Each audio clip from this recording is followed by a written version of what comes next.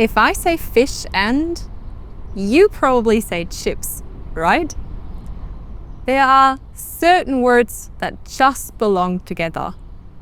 These natural combinations of words are called collocations. Using collocations will help you become more fluent and sound more natural in English. Let's take a closer look at what kinds of collocations there are and how best to use them to improve your English skills.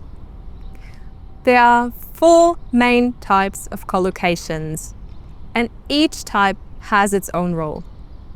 The first one is the verb-noun collocation.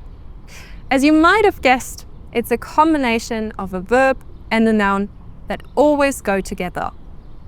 Examples are to catch a cold, to make a decision, or to take a break. Then there is the adjective-noun collocation. Combinations like strong coffee, a tough decision, or a close friend just sound right together. The third type is the adverb-verb collocation. Here are some examples you could use. I strongly recommend trying fish and chips. I deeply regret not tasting the cheesecake last time. Or, I completely forgot to bring cash. The last type is the preposition noun collocation. Some very common examples are in the morning, under pressure, or in comparison to. Some of these word combinations in English probably feel quite natural to you. Maybe because they are similar in your first language. Others might sound a bit strange at first, and you need some time to get used to them. That's actually quite similar with food. The combination of fish and chips is widely known, but there are some wild combinations that are very unique to the region they come from. For example, in the United States, you'll often hear about a peanut butter and jelly sandwich, a true classic. Another surprising favorite is chicken and waffles, where sweet and savory come together on one plate. In Canada, you can try poutine. That's French fries topped with gravy and cheese curds, and of course maple syrup and bacon, a sweet and salty breakfast treat. In the UK, people sometimes enjoy a bean sandwich or even a crisp sandwich, and yes, that means potato chips between 2 slices of bread. And in Australia, you can't miss Vegemite on toast. Very salty, very Australian. Or pineapple on burgers, which adds a tropical twist. These combinations might sound unusual if you're not from there, but in their home countries, they're just part of the culture. It's the same with collocations. Certain word combinations may sound strange at first, but if you really want to immerse yourself in the language and make your speech sound effortless, you need to make them your own. Now, you might be wondering, but how do I learn collocations and make them part of my own English?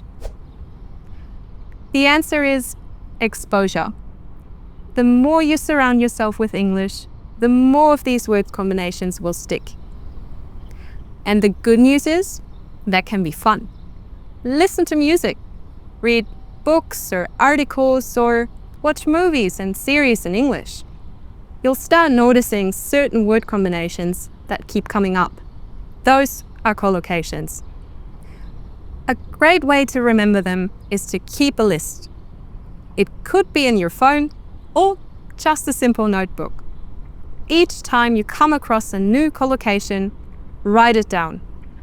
Over time, you'll build your own personal collocation lexicon, and that will make your English smoother and more authentic.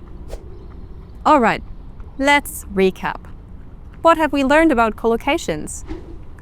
They're word combinations that always go together. And if you use them, your English will sound more fluent and natural. There are 4 main types. First, verb-noun collocations. For example, to catch a cold.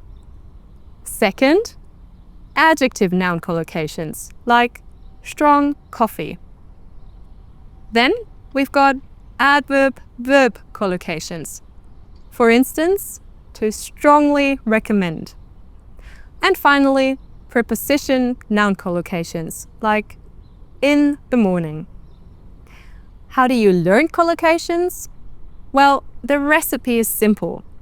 Surround yourself with English as much as you can.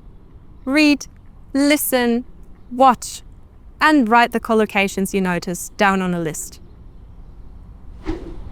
Now you know all about collocations and some things about pretty wild food combinations. I think if collocations were food, English would be a very tasty buffet. Which dish would you dare to try? A peanut butter and jelly sandwich? Poutine? Or a crisp sandwich? Comment below the video.